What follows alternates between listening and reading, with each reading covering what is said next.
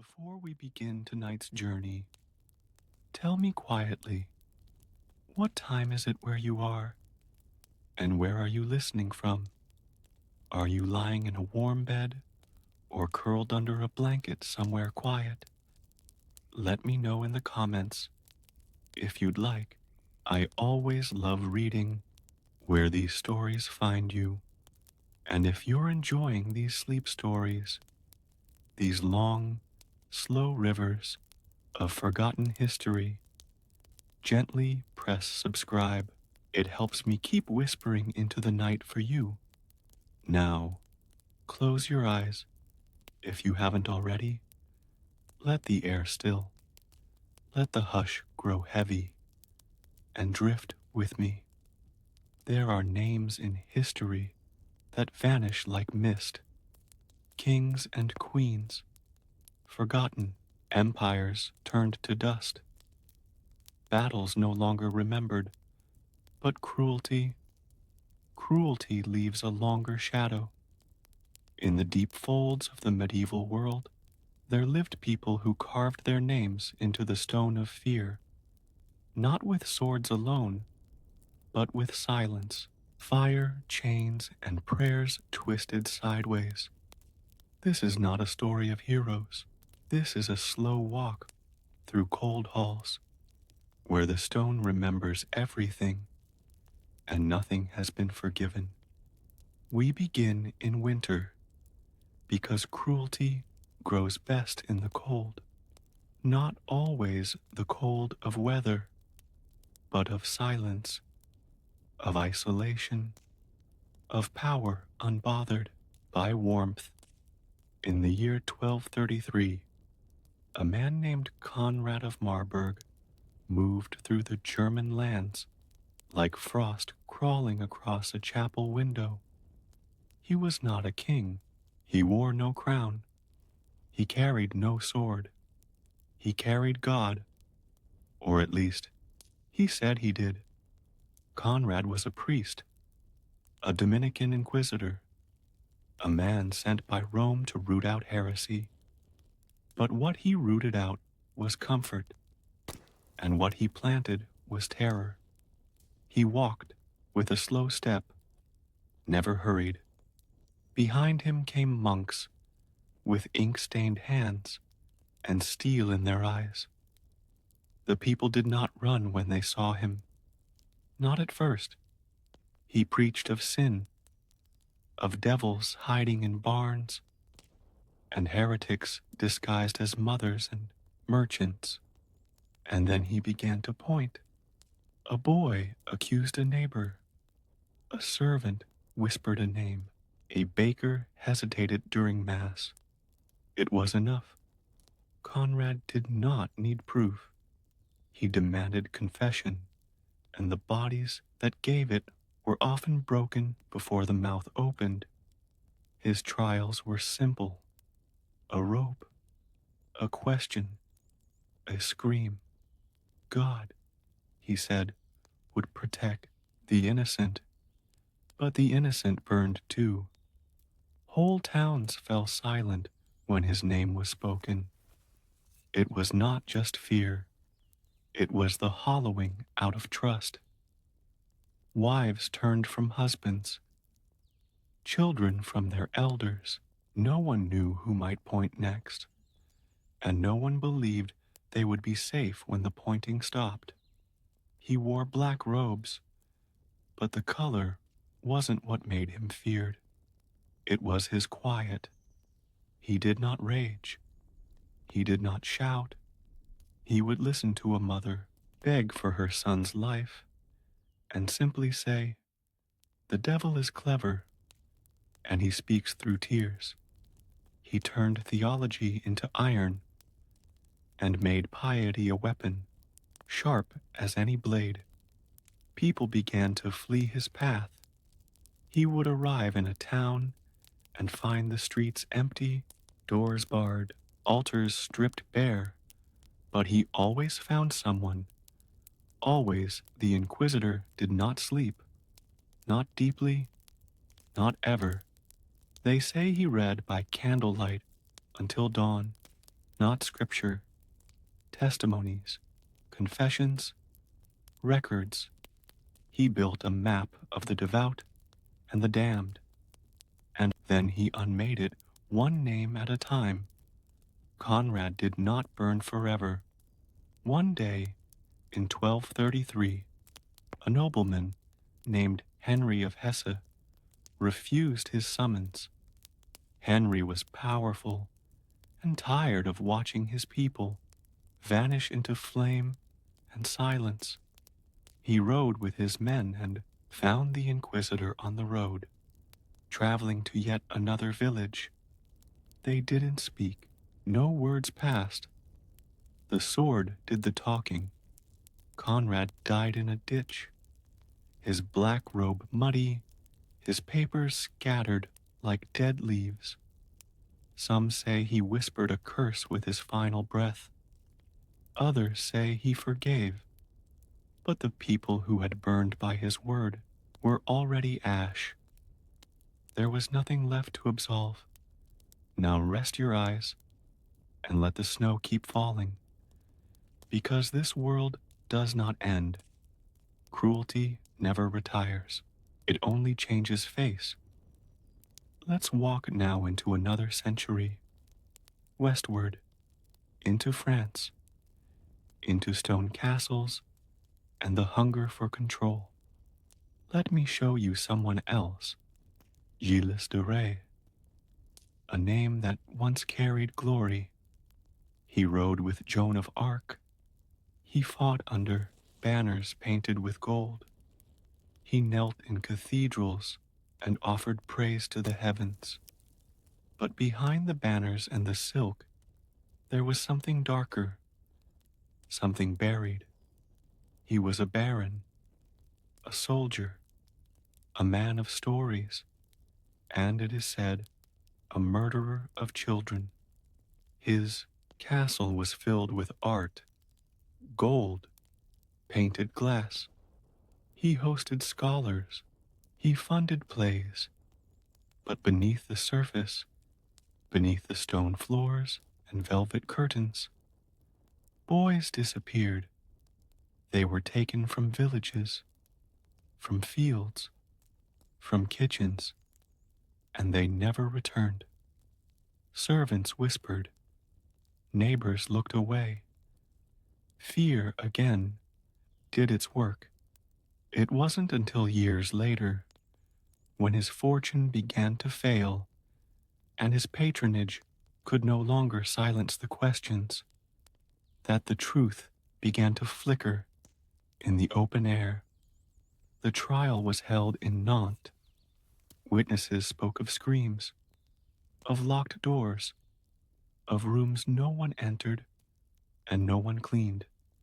He was accused of luring the children, binding them, killing them, not for ransom, not for war, just because. Some said it was madness, others demonology, a pact for power gone wrong. Whatever the cause, the cruelty was real and deep and precise. It wasn't frenzied, it was cold, like winter laid out on a marble slab. Gilles confessed. Whether from guilt or torture, no one can say. But he wept as he was led to the gallows. He asked forgiveness. He held a crucifix, and he died while the wind watched, carrying his name into history's darker corners. There is no shrine, no monument, only silence. And sometimes, in the villages he once ruled, they still tell stories, not of his battles, but of locked doors and missing boys, and the way stone can remember screams even after 1,000 winters. Sleep now. You don't need to follow every word, just rest and drift. We will continue. We will keep walking, because cruelty in the medieval world did not sleep. and neither do we. The next shadow is waiting.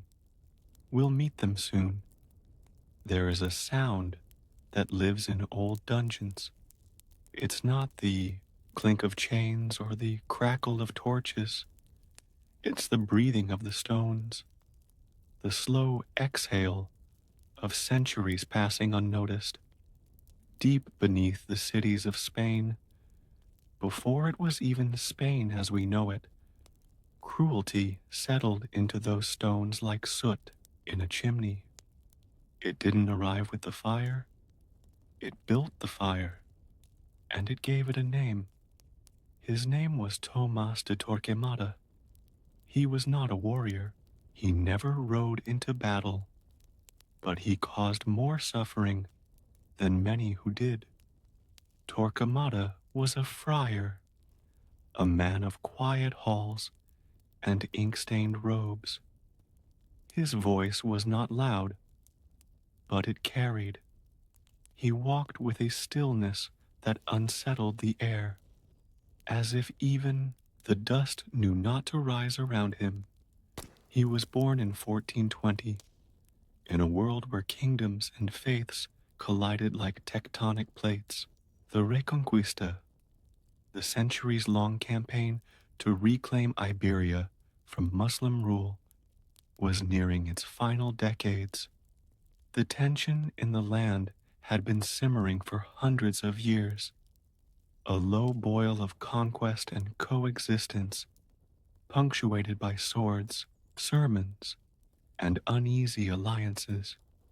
Torquemada entered the scene not with violence, but with certainty, cold, absolute certainty. He believed in purity, not the kind that grows like white flowers in spring, but the kind that sharpens like a blade. He believed the soul of a kingdom could be cleansed like fabric in boiling water, and he believed fire could make it white again. In 1478, Ferdinand and Isabella created the Spanish Inquisition. They called it a defense of the faith, a necessary measure to root out heresy. But in practice, it became something else, a net of suspicion cast over Jews who had converted to Christianity, Muslims who still whispered their prayers in secret, and anyone whose piety didn't match the rhythm of the court. Torquemada was made Inquisitor General.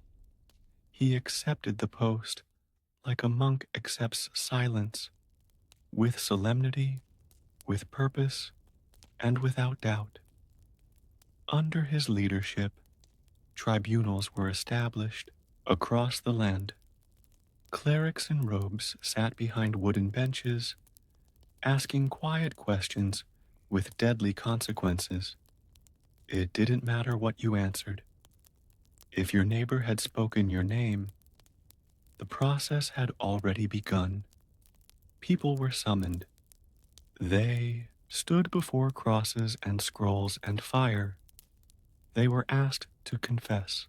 Many hadn't done anything or didn't know what they were supposed to have done. That didn't matter. The inquisitors were not looking for truth.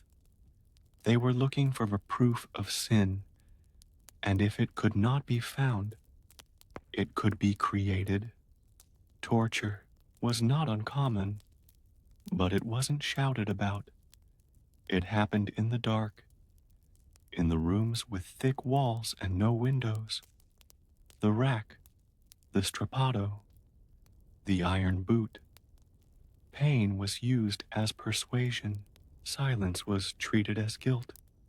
And all of it, every scream, every sigh, was written down in beautiful, meticulous Latin. Torquemada oversaw it all. He signed the orders. He organized the trials. He insisted, over and over, that this was mercy, that this was justice, that cleansing the soul, no matter how brutal, was a form of love. He never lit the fires himself, but he built the pyres, the autos da fe, the public burnings were held like festivals. People gathered, they watched, they wept, some from fear, some from relief, some from fervor so deep it had twisted into something unrecognizable. Thousands were burned. Many thousands more were forced into exile. Those who could hide their faith went underground. Those who couldn't left everything behind. The Jews of Spain, who had lived there for centuries, fled across seas and mountains. Entire families vanished from cities where they had once been welcomed. Their homes were emptied, their books destroyed, their gravestones desecrated. And Torquemada, he prayed. He died in 1498, unrepentant. His body was buried quietly. Later, it was moved. Some say his tomb was desecrated. Others say his bones were lost. But the echoes of his voice, the soft, chilling certainty, never stopped traveling. It whispered through courts and cells, long after the flames had died. It still does, in some places. Now, drift. Let the names fade for a moment. You don't have to follow every word. Just rest and drift. The world keeps turning, and there are others waiting for us. We move now to a darker, colder place, north, to the edge of what was once called the Holy Roman Empire, to a castle built not for shelter, but for hunting, and not of animals. His name was Peter Nears, and he was not a nobleman, he was not a priest. He was, some say, a butcher of the humankind. His story is half shadow, half smoke, but it was told often and with a tremble, even in his own time. He was born in the early 16th century, somewhere in the territories, now part of Germany. His early life is unknown. Maybe it was quiet, maybe it was cruel. What we do know is what the stories say came after. They say Peter Nears led a band of robbers. They moved from town to town, stealing what they could, killing who they must. But it wasn't just thievery. People began to vanish in the wake of their camps. Not soldiers, not rivals. Children, travelers, women who lived alone. And when bodies were found, when they were found at all, they were often missing parts. Strange markings were cut into skin. Rituals had been performed. The whispers grew. They said Niers was a sorcerer, that he made deals with the devil, that he bathed in blood to make himself invisible. It sounds like folklore, but the records remain. When he was finally caught in 1581, he was tried not just as a murderer, but as a practitioner of black magic. The charges were grotesque. Dozens of murders, cannibalism, infanticide, ritual desecration. It was said he carried the fetuses of his victims in jars, said they gave him power, said he believed they were talismans. No one knows how much is true. He confessed, under torture, 3 times, each confession more detailed than the last. He was executed in a manner reserved for only the worst criminals. His flesh was torn with hot pincers. He was broken on the wheel, and finally burned. It took days. People came to watch, and still the stories didn't end. They say his ghost walks the hills. They say the earth never grew back where his blood was spilled. They say cruelty of his kind does not die. It simply waits for a name. The cruelty of Peter Nears was not institutional. It was personal. It was fevered. But it still found space to bloom in the medieval world. Because darkness, when left alone long enough, finds its shape. Let your breath slow. Let your eyes close. If they haven't already, we're not finished. We're not even close. There are many more names, and none of them are waiting for forgiveness. There is something strange about castles built too far from the village, something off kilter, like a church with no bell or a well that never runs dry. These are places where silence grows thick, where voices echo too long, and where cruelty often hides in plain sight, not because it must, but because it can. In the eastern reaches of Hungary, past rivers that moved like spilled ink and forests that whispered through pine and bone, there stood a fortress that belonged to one of the most feared names in medieval memory.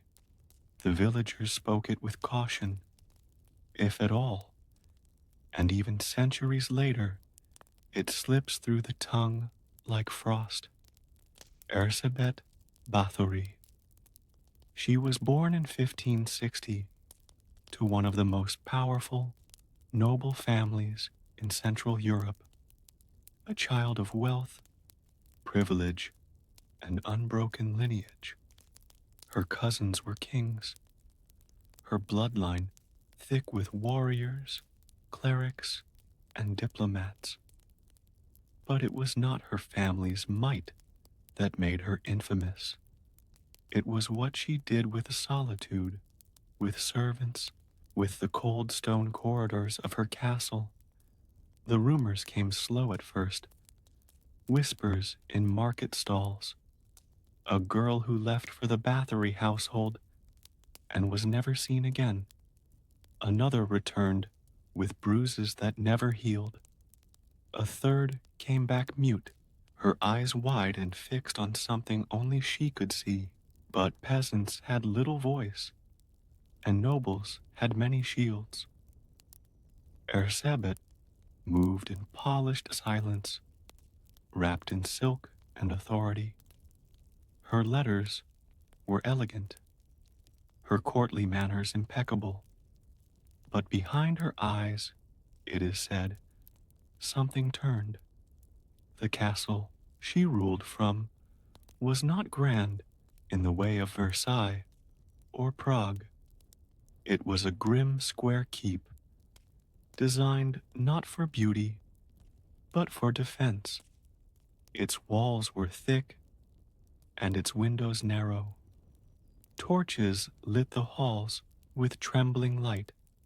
At night, servants heard screams, cut short, muffled, and then the sound of water being poured, as if the blood could be washed away with enough patience.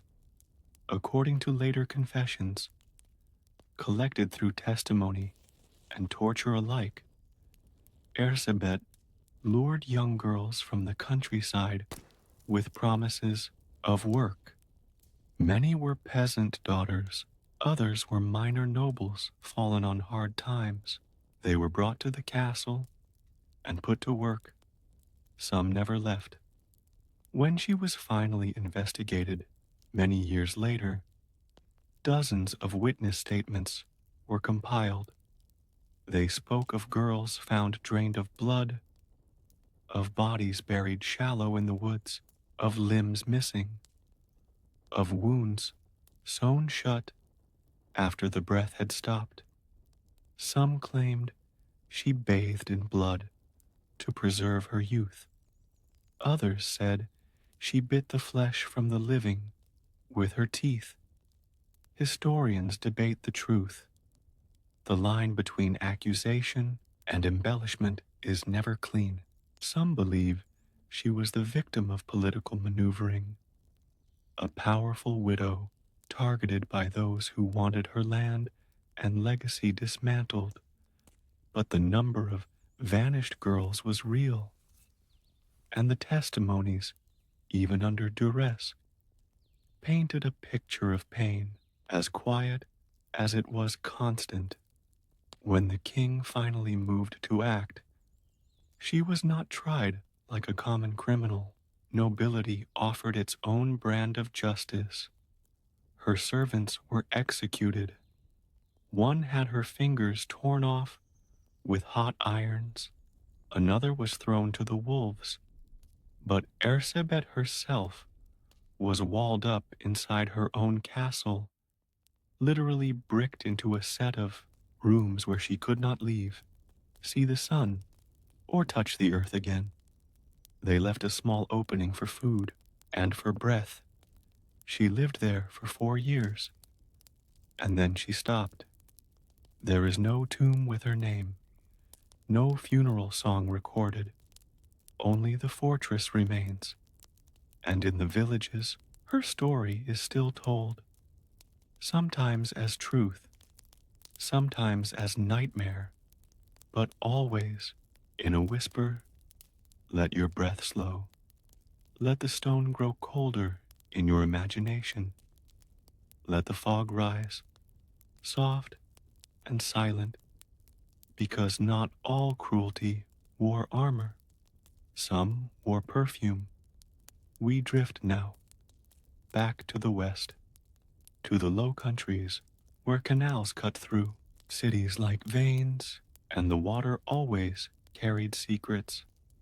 In the city of Bruges, sometime in the late 14th century, a man named Jan van Leyden began to preach. He wasn't a noble. He wasn't wealthy. He was a tailor's son, quick of word, sharp of mind, and dangerous. When handed a pulpit, Jan began as many reformers did, with questions.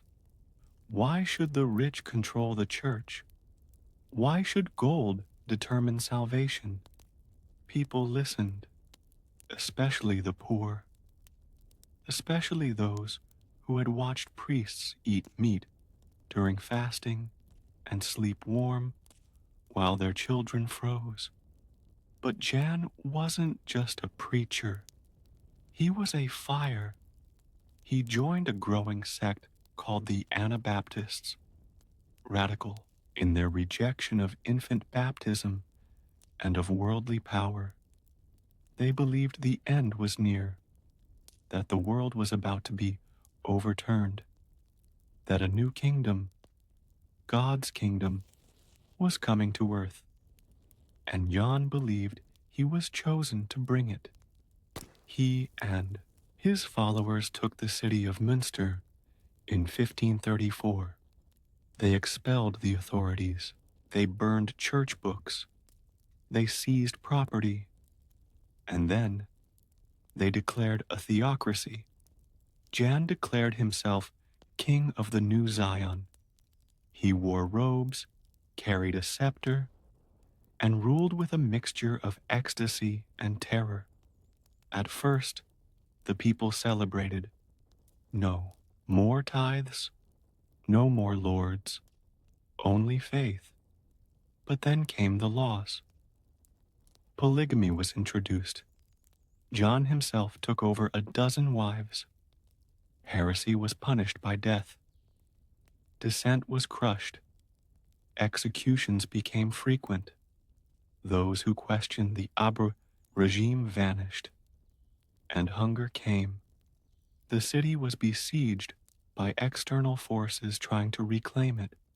Food ran low. Hope thinner still. But Jan continued to speak of glory, of divine plans, of suffering as proof of righteousness. He danced in the square. He claimed visions. And all the while, bodies piled in the streets. When Münster finally fell, Jan was captured. He was placed in an iron cage in the center of town. He was tortured with red-hot tongs. His screams, they say, were not loud. He died slowly. The cage was left hanging for years. No inscription, no marker, just rust and wind. Another silence, pretending to be justice. You don't need to follow every word, just rest now. The fog is heavier here. It softens even the cruelest sounds. We still have so far to go, and so many more names. When the bells stopped ringing in the village, the silence felt too sudden to be holy. It didn't echo like reverence, it sat like dread. People looked to one another, waiting for someone to say what had changed. But the change wasn't in the sky or in the harvest. It wasn't in the river, though it ran slower than before. It was in the way footsteps now hesitated near the manor, in how doors were closed sooner, how the night crept earlier, because someone new had come, and he was not like the others. His name was Geoffroy d'Harcourt. He was born to wealth in the rolling lands of Normandy, where the hills fold like fabric, and the air is always edged with damp salt from the sea. A knight by title, a lord by right, and, some would say, something colder by nature. His cruelty was not impulsive. It wasn't the lashing of a whip in anger or the sudden swing of a sword. It was considered, practiced, almost ceremonial. In the early 1300s, France was cracking under the weight of ambition. The crown pulled tighter on its nobles, demanded more gold, more men, more obedience. Tensions ran high between local lords and the monarchy. Lines blurred between loyalty and rebellion. Geoffroy stood near the edges of those lines. When the French crown sought to rein him in, he revolted, briefly, then submitted, then revolted again. He wasn't a man of consistent allegiance, but he was loyal to his own power, and in the war that followed, the 100 Years' War, he made himself useful to the English, not because he believed in their cause, but because it gave him freedom. He rode with their armies into his own country, led raids on his neighbors, pillaged the villages that once paid him homage. But what marked him was not the betrayal, it was the method. His soldiers were told to leave no able body behind. Those who couldn't fight were taken for ransom. Those who resisted were burned out of their homes, and those who merely prayed too loud were silenced. Women were not spared. Children were not noticed. He ordered gallows to be built before battles even began. So the lesson would stand before the blood was even spilled. They say he once ordered a church locked from the outside and set aflame. Inside, families clutched one another. The priest held a cross aloft until the roof fell. Geoffroy did not stay to watch. He rode on. In his letters to the English king, he spoke of firm suppression, of moral correction, of discipline against insurgent villages. But the people who buried the ashes told it differently. They spoke of fire as vengeance, of hunger as strategy, of mercy torn up like weeds. He died not in battle, but by the betrayal of someone he once trusted, struck down in his sleep, some say, or poisoned slowly over days. There was no requiem, only a broken banner found in a field, and silence, again, the same silence that once followed the bells. Let your breath quiet, let the wind in the trees hush. We are drifting still, moving farther, east now, to lands where mountains cast longer shadows and winters seem to last too long, to Wallachia, to the forests that thicken like secrets, and to a name wrapped in legend and blood, Vlad III, more commonly remembered as Vlad the Impaler. He was not a madman in the way stories tell it. He was not a wild beast, snarling behind a crown. He was, in his own time, a ruler, a prince, a product of his age, born in 1431 into a world trembling under threats, from within, from without. The Ottoman Empire pushed westward, devouring principalities and forcing sultans onto thrones. Western kingdoms pushed back, but often with more politics than strength. Wallachia, Vlad's homeland, lay at the crossroads of empire. His father was murdered. His youth was spent as a hostage. His throne was taken, reclaimed, lost, and reclaimed again. And in each return, he grew harder, colder. Cruelty for Vlad was not indulgence. It was policy. He saw the chaos of his land and decided that terror was more stable than trust.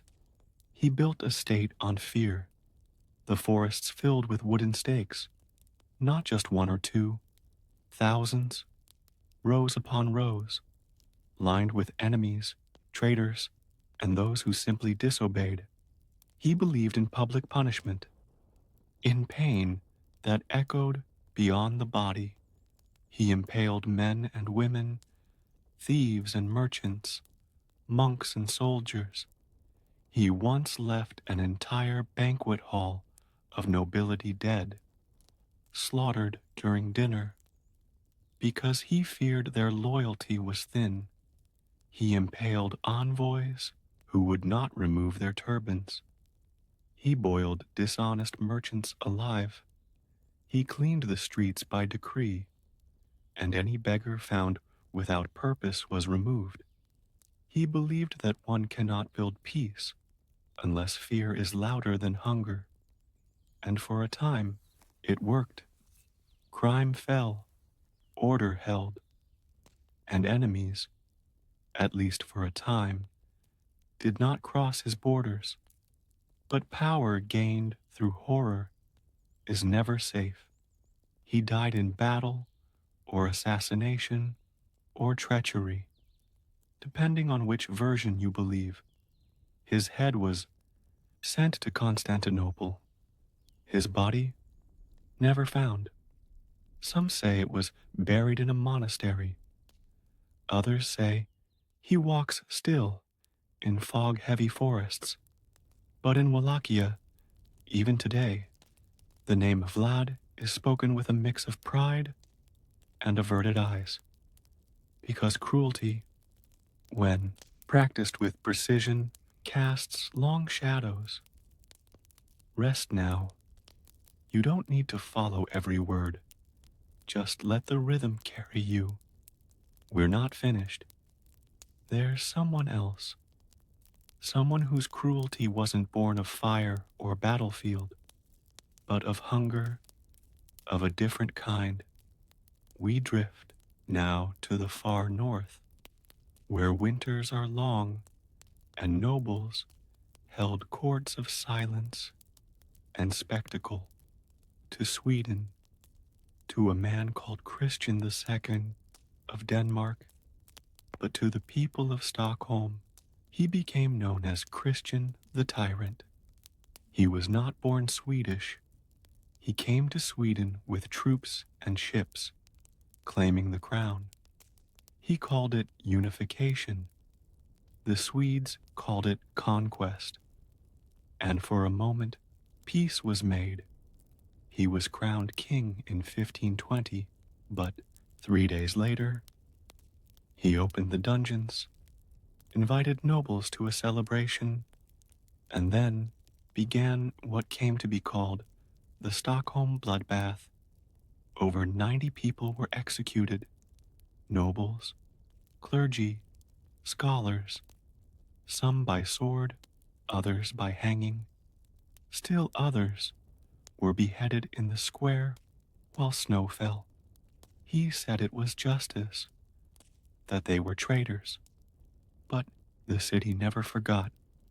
Children were orphaned, libraries closed, families vanished, and Christian left with a crown heavier than before. He would later lose Sweden, but he never quite lost the echo of that winter, because cruelty, once seen, is never unseen, even centuries later. Let the breath deepen, let the world slow. There are still many names ahead. The wind in Prague does not howl. It circles. It coils around stone towers and whispers through narrow alleys, where the cobblestones have learned to listen and not speak. If you walk through the old town at dawn, just before the bells, you might feel it. Something just behind the silence, a memory, not of beauty, but of control.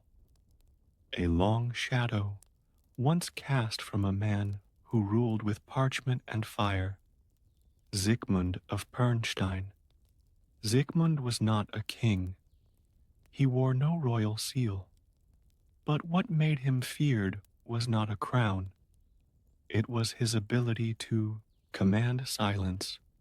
He was born into nobility in the late 15th century, a time when Bohemia was more a question than a nation.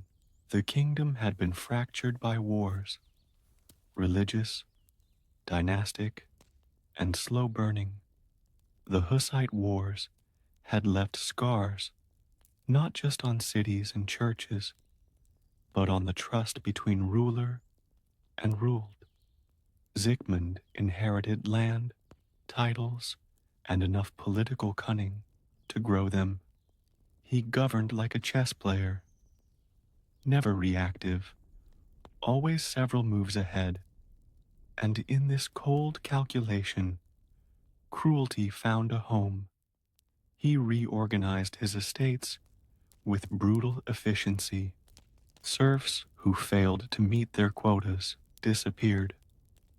Villages that resisted new taxes were punished with torch and gallows. He installed agents in every outlying parish, instructed to send reports not only of numbers, but of attitude. If a priest spoke too freely, he was replaced. If a steward questioned policy, his family was moved, not killed, just moved, but always far enough that their cries could not echo back. Sigmund believed order was holy, that chaos, even in the shape of human pain, could be sanctified if it preserved the balance of the realm. His household laws were meticulous. Women were forbidden to speak above a whisper in his presence. Servants who broke a dish were flogged publicly. Children were not permitted laughter in the main hall. Even music was rationed, no more than 2 pieces per feast. No wind instruments allowed. He had a dungeon, of course. Every noble did. But his wasn't hidden. It was central, visible from the courtyard. A reminder. Its doors were always open, not to invite rebellion, but to show what waited for it. Those brought there rarely returned. And if they did, it was with fewer fingers or eyes that no longer held light. And yet, Zygmunt was praised. He balanced budgets, repaired churches, hosted foreign dignitaries with perfect etiquette. He wrote poetry, cold, elegant verse about stone and silence. He died in his bed, under tapestries of saints. They say his last words were, "Everything is in its place," but outside, the villages still bear the name Pernstein, like a bruise beneath the skin.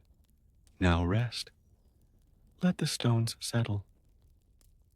Let your breath follow the hush between names, because the next one wears a crown. We move west again, to England, to a court where sunlight filtered through stained glass and dripped like blood onto the floor, to a man named Edward, fourth of that name, and to his brother, Richard. You've heard the name, perhaps. Richard the Third, villain of plays, hunchback king, murderer of nephews.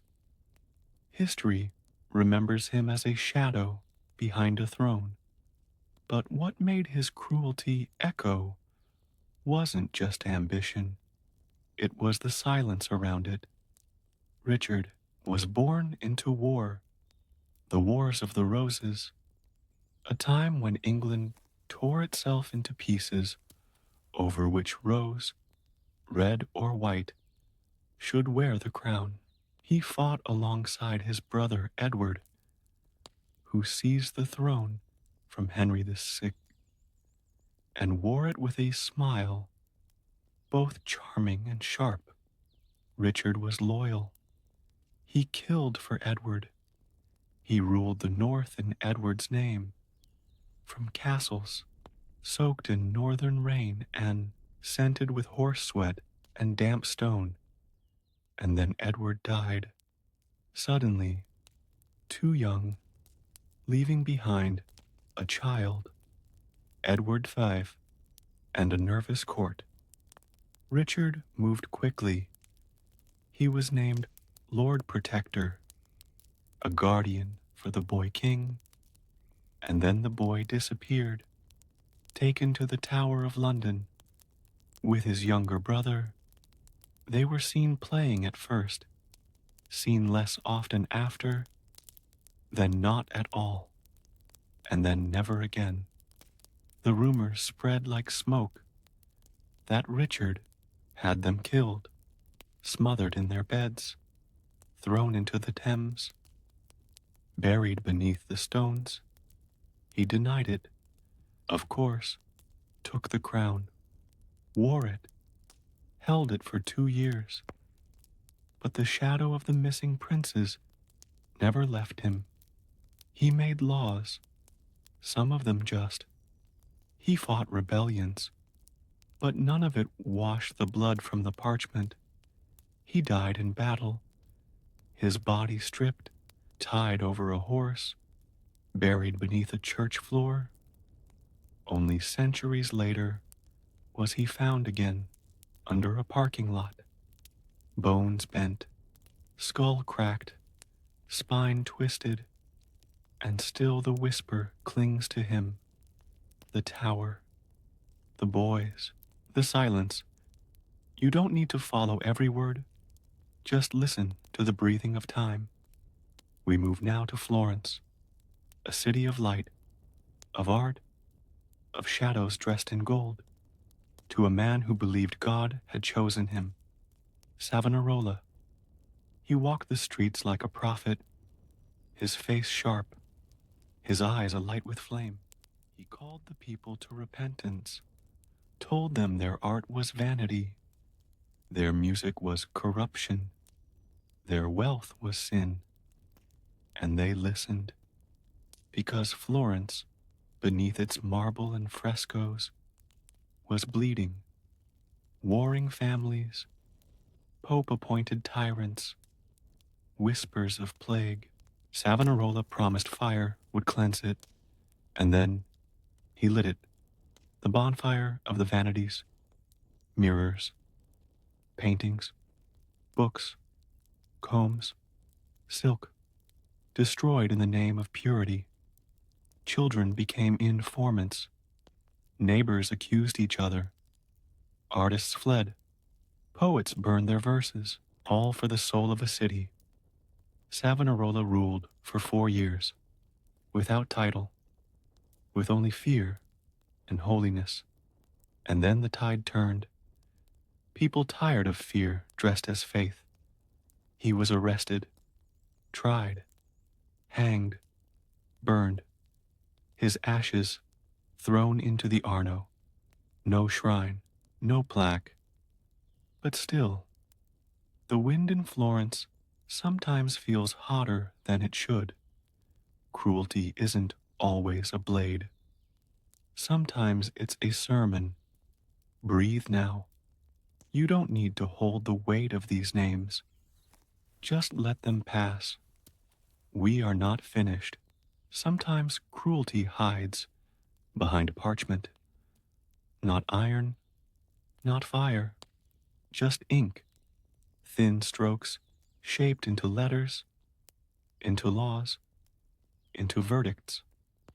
And sometimes the cruelest rulers are not those who swing the sword, but those who quietly say, "It is written." We drift now to the Iberian Peninsula again, not to war this time, but to bureaucracy, to ledgers and rules, to the crown of Aragon, and to a man whose cruelty did not look like rage. It looked like order. His name was Martin Garcia, not a king, not a general, a royal accountant, a man who served under Ferdinand of Aragon in the early 1500s, during the years when Spain was forging itself into something sharper than empire. Martin Garcia was a judge of property, an auditor of bloodlines. His task was to identify conversos, Jews who had converted to Christianity and whose families were now being investigated to determine if that conversion had been pure, sincere, complete. But Martin was more than a scribe. He became something else. He created a system. He developed a ledger, thousands of pages long, organized by region, surname, suspicion level, and quietly whispers. If your great-grandmother had spoken Hebrew, if your uncle had owned a menorah, if your sister had refused pork even once, it could be noted, and the noting could become an investigation, and the investigation became an accusation, and Martin never saw a cell or a flame or a dungeon. He sat at his desk, he wrote, he tracked, he sorted lives into columns, faithful, false, future danger, and the accused often never knew why they had been summoned. Entire towns were emptied, property seized, children sent to distant monasteries, and all of it justified in the name of spiritual purity. His cruelty was not loud, it was quiet, and it spread. The system he built was adopted across Castile. It was used by bishops, by judges, by inquisitors, by kings. His handwriting survived longer than most churches. His records helped map communities for destruction, and yet he died peacefully, honored, unquestioned. There is no monument to him, but the absence of those who vanished under his pen. That silence is louder than any statue. Let your breath steady. Let the pages close softly. We drift now farther north, to the Baltic coast, to the shadow of the Teutonic Order, to a name few speak aloud outside of old German texts. Konrad von Jungingen. He ruled the order at the height of its power in the late 14th century. To the world, the Teutonic Knights were holy warriors, crusaders, but in the Baltic, they were something else, occupiers, not conquerors. Conrad wore white robes and a black cross. He lived in Malberg Castle, fortress of stone and silence. Under him, the order expanded its reach, not through diplomacy, through eradication. Pagans were to be converted. Those who resisted were not taught, they were burned. Villages were measured in usefulness. Children were baptized en masse, then given new names, new clothes, new orders. Priests were sent with swordsmen, and behind them came tacksmen, and behind them came the wolves. Conrad didn't rage, he calculated. He issued edicts like recipes. He broke treaties when it served the order's expansion. He sanctioned the slaughter of entire families, accused of sorcery, simply to ensure obedience. He invited scholars to dine with him, then executed their servants to prove loyalty. He rarely left the castle. He didn't need to. Cruelty traveled well under his seal. His death was sudden.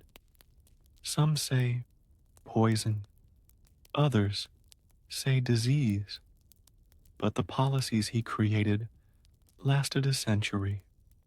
The forests still carry stories of voices lost in the snow, of prayers rewritten, of names forgotten and replaced.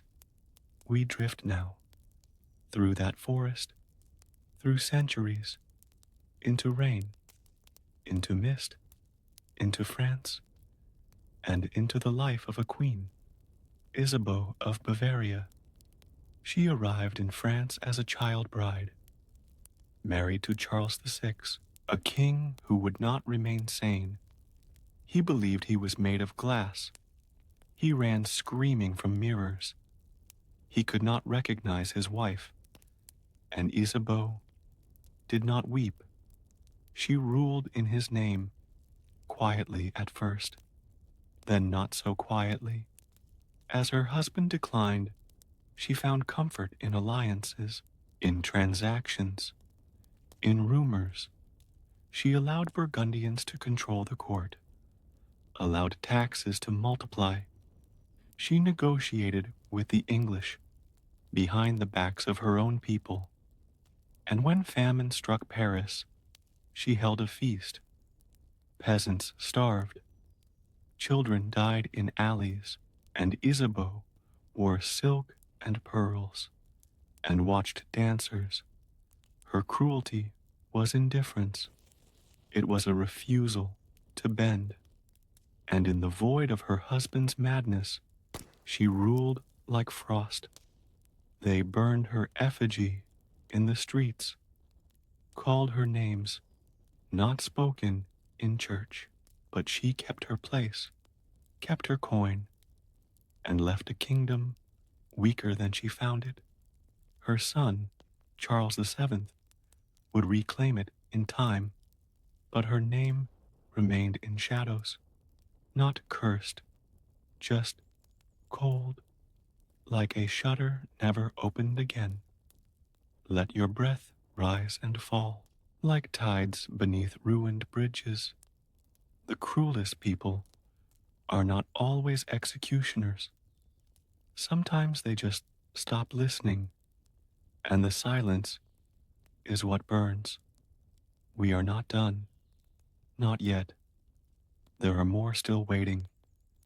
There is something strange about cruelty in the form of discipline, not rage, not vengeance, but something colder, more refined, like the sound of snow falling on iron, or the echo of boots on stone that never rush, only measure. We drift now to the kingdom of Norway, to a time when kings still prayed before battle, and ministers carried both crucifix and execution orders in the same satchel. The name that lingers here is Eric of Pomerania. He was not born in Norway. He was born in what is now Poland, crowned King of Norway in 1389, then King of Denmark, and later King of Sweden. The Kalmar Union, they called it, a unity of Nordic crowns under one monarch. But unity is not peace, and Eric was not a unifier. He was a controller. His reign was marked not by wars alone, but by suppression of nobles, of merchants, of the people. He imposed heavy taxes on coastal cities that had once prospered freely. Towns like Bergen, Oslo, and Visby were suddenly burdened not only with coin to pay, but with silence to maintain. Complaints were treated as sedition. Whispers were answered with chains. Those who refused royal control of the grain trade saw their families exiled to frozen territories in the north, not executed, just erased from the ledger of life. When the Hanseatic League, a powerful merchant alliance, resisted Eric's chokehold on trade, he retaliated not just with embargoes, but with arrests. Dozens of German-speaking merchants disappeared in a single winter. Ships vanished, letters never arrived, and the frozen docks bore no witness. He created a secret council, trusted only by him. They moved in silence, rode in black carriages, and carried orders sealed in crimson wax. No one knew their names. People called them the King's Fog. Eric believed rule was not won by love. It was held by fear, and the cold that clung to his name did not melt for generations. When the Union dissolved, his reputation followed. He died in exile, alone, surrounded by servants who said little and remembered less. But the silence he taught his kingdoms remained. Let that silence settle now. Let your chest rise once and fall, and let us move west again to the Isles, to the fields where the wind never stops moving and the grass never forgets blood, to Ireland, and to a name that even the English whispered with restraint, John de Courcy, a Norman knight, tall, violent, tireless, sent to conquer Ulster in the late 12th century. He came with fire and did not ask permission. De Courcy believed in divine right, not of kings, but of swords. He entered Irish territory without papal sanction, without treaty. He simply declared that the land would be his, and he made it so.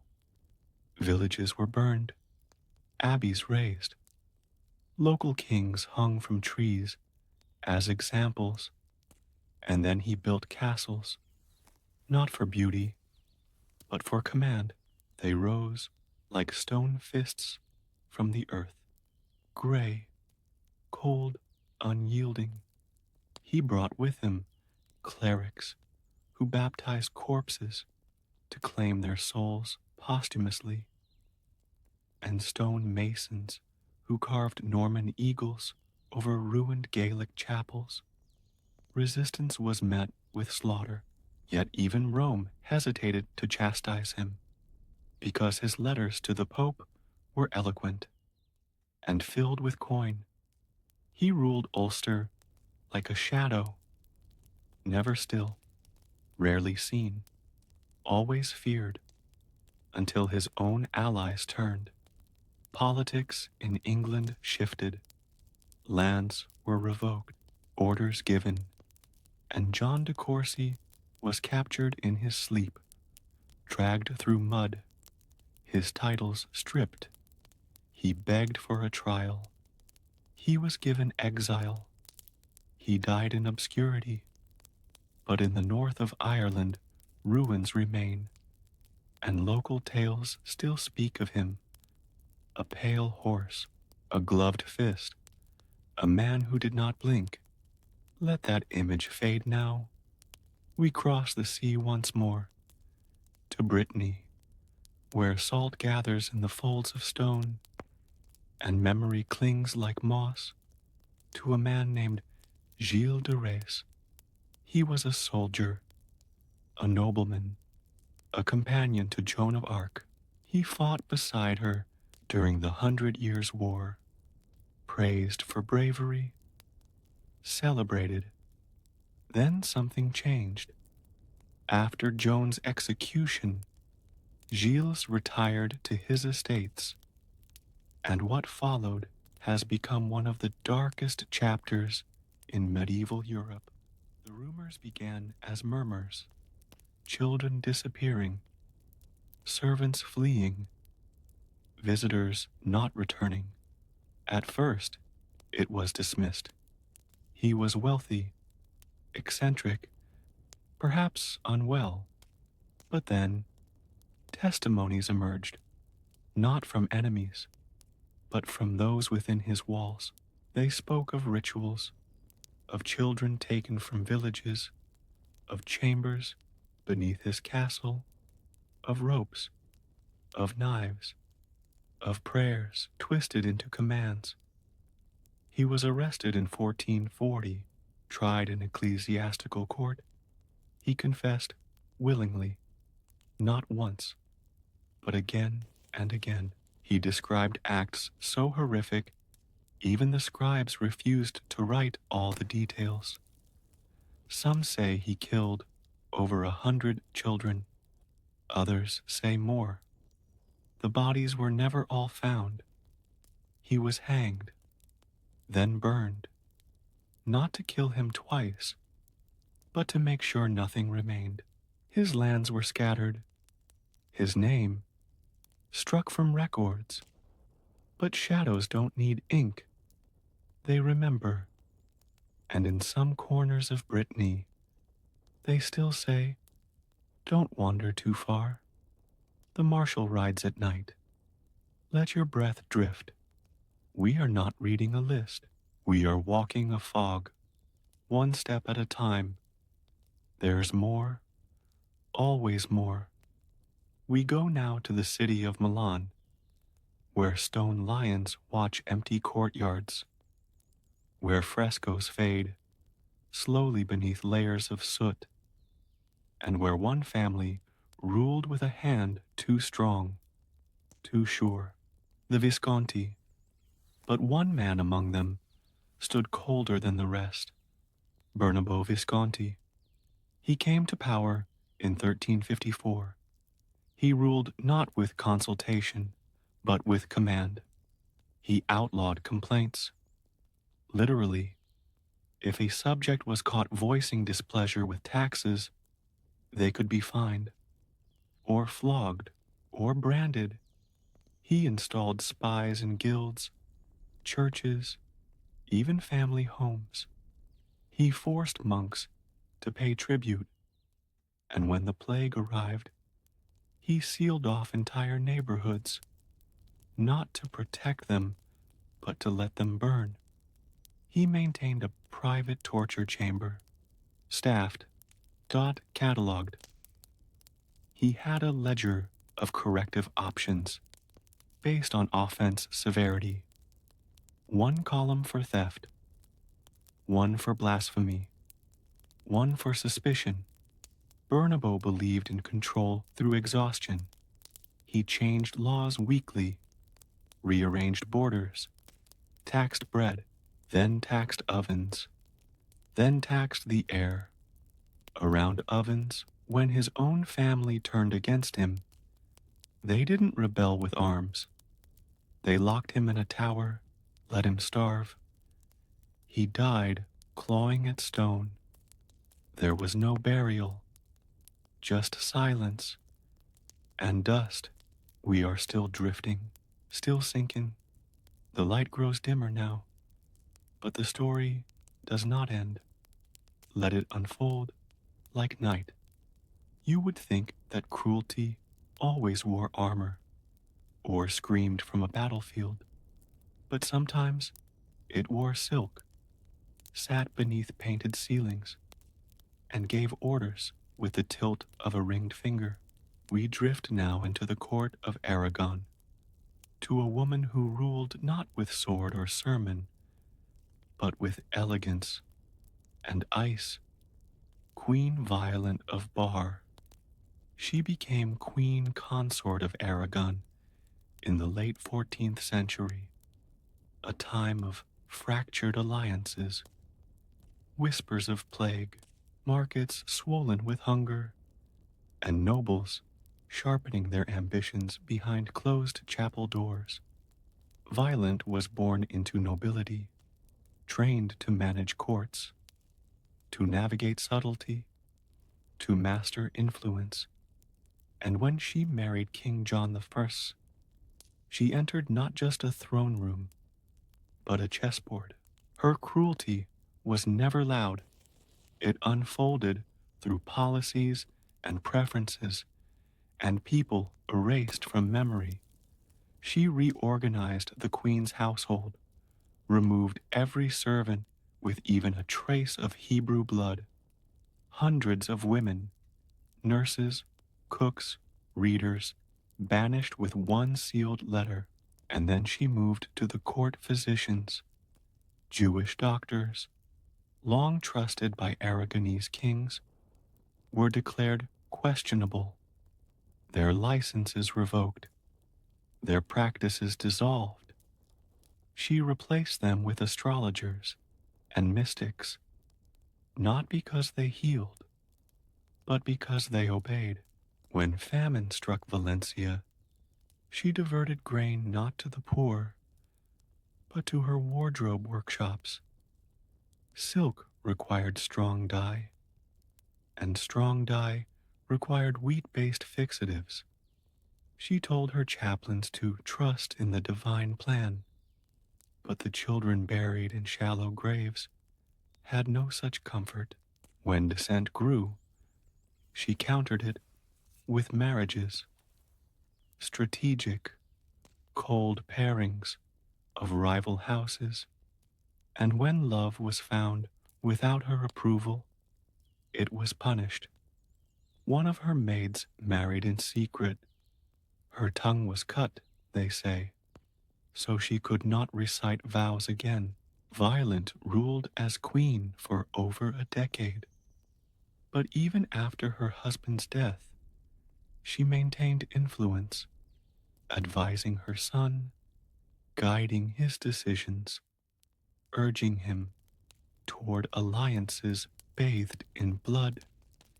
No rebellions broke her rule, no wars scarred her skin, but the lands she touched bore marks far more subtle. Communities silenced, children re-educated, history rewritten by omission. She died quietly, mourned by nobility, praised for her beauty, but in the shadows of Aragonese villages. Grandmothers whispered warnings not to wear too much red, because red was her color, and red, they said, brought exile. Let it drift now. Let your breath smooth itself. We cross the sea again, to Sicily, where salt clings to the arches of palaces, and cruelty came wearing robes of law. Frederick II, not the Holy Roman Emperor, but his son, Frederick of Sicily. He reigned in the early 14th century, at a time when kingdoms were dissolving, and thrones were more suggestion than certainty. He saw himself not as a king, but as a philosopher king. He built schools, wrote poems, held salons in Palermo. But beneath the poetry was a strictness sharper than steel. He believed in uniformity. He believed difference was a flaw, so he set about correcting it. Jews were taxed double. Muslims were forced into special districts, their prayers monitored, their weddings recorded, their property always one edict away from seizure. He ordered the burning of books that contradicted Christian doctrine, even those written by Christian scholars. He expelled professors from Messina University for teaching Greek philosophy without sufficient reverence. And when a drought hit the western provinces, he blamed heresy. 3 villages were razed, not punished, erased. One family that tried to flee, caught at the docks, was put to trial for sorcery. The mother's hair was burned off. The father was buried to his neck and left for the tides. Their child, a girl of 10, was baptized and placed in a convent. She never spoke again. Frederick married twice. Both queens died young, both buried quietly. No rumors surfaced, but their servants vanished shortly after. He ruled for nearly 30 years. When he died, Sicily mourned, because by then the silence had taught them how. Let that silence settle now. You don't need to hold all the names, just let them pass. Let them become part of the dream. We are not yet finished. We move inland, to Austria, to the court of Leopold Fabde, man made of contradiction, a crusader who wore velvet, a duke who smiled often, and issued orders like a hammer falling from great height. He ruled in the late 1100s, a time of holy wars, of banners raised in the name of salvation. But Leopold did not fight for belief. He fought for gold. When Richard the Lionheart passed through his lands on his return from crusade, Leopold arrested him, claimed he had insulted Austria's honor, but honor was not what he wanted. He demanded ransom, a ransom so high it strained England's treasury. And while the coin gathered, Richard rotted in a damp cell for a year, fed with moldy bread, clothed in lice-ridden wool. Leopold signed letters declaring mercy, while instructing guards to remove even the straw from Richard's floor. When the money came, Leopold celebrated, but not with feast, with conquest. He used the ransom to build new walls, higher, darker. He expanded prisons and filled them. Merchants who spoke German poorly, children who played too rough, a nun accused of laughing during Lent. His scribes kept meticulous records, always in Latin, always sealed with wax black as tar. He died suddenly. Some say from a fall, others say from guilt. But guilt doesn't kill men like him. It only watches. Let your breath rise and fall. The sea returns now. We drift to the Greek Isles, to Rhodes, where knights wore white crosses and carried laws thicker than scripture, to the Grand Master of the Knights Hospitaller, Fulques de Villaret. He ruled not by divine light, but by the chill of order. He believed that discipline was purity, that sin could be scalded out of flesh. He oversaw a network of dungeons beneath monasteries, used not for prisoners of war, but for brothers of the order who failed. One monk was imprisoned for smiling during silence, another for feeding a beggar without permission. Some were flogged, others simply disappeared. He insisted on nighttime inspections, torches brought to each cell, each dormitory. He sniffed bed sheets, checked fingernails, questioned dreams. Dreams, he said, could be a form of rebellion. He forbade music, then allowed only plain song, then forbade singing altogether. He banned cats, then dogs, then laughter. He was eventually removed, not because of his cruelty, but because he embezzled coin meant for Jerusalem. Even his superiors could not ignore theft. He vanished into exile. The order removed his name from records. But in Rhodes, some stones still bear his initials. FDV, let that stone grow cold. We are still wandering through the quiet centuries, and the names they buried in whispers. The deeper we drift into the centuries, the more cruelty begins to wear a familiar shape, not always monstrous, not always loud, but meticulous, reasoned, dressed in logic and iron. It is not rage that sustains it. It is routine. We find ourselves now in Hungary, late 1400s, in a noble household that sat high in the Carpathian foothills, half hidden by pine and fog. This is not the house you may think of, not the one of the famous blood countess. No, this is her ancestor, a man who shaped the cruelty that ran down through her name. His name was Miklos Bathory, voivode, judge, warlord, and something far less romantic. He served under King Matthias Corvinus at a time when the Ottoman threat loomed large over the Danube. Hungary had become a fortress, a nervous borderland, and Miklos was one of its sharpest architects. He believed in purity, not only of faith, but of blood, of order, of what he called corrected lineage. He reorganized local records, had villages surveyed, families questioned.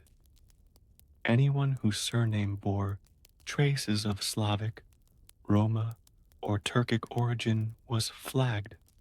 First came questioning, then came eviction, then silence. He created policies that did not require open violence, only pressure, only fear. One decree barred suspect families from owning livestock. Another forbade them from baptizing children in church fonts. Then came curfews. Then the fires. Whole communities vanished from records within a generation. Their homes emptied, not razed, but repurposed for soldiers, for scribes, for the right kind of children.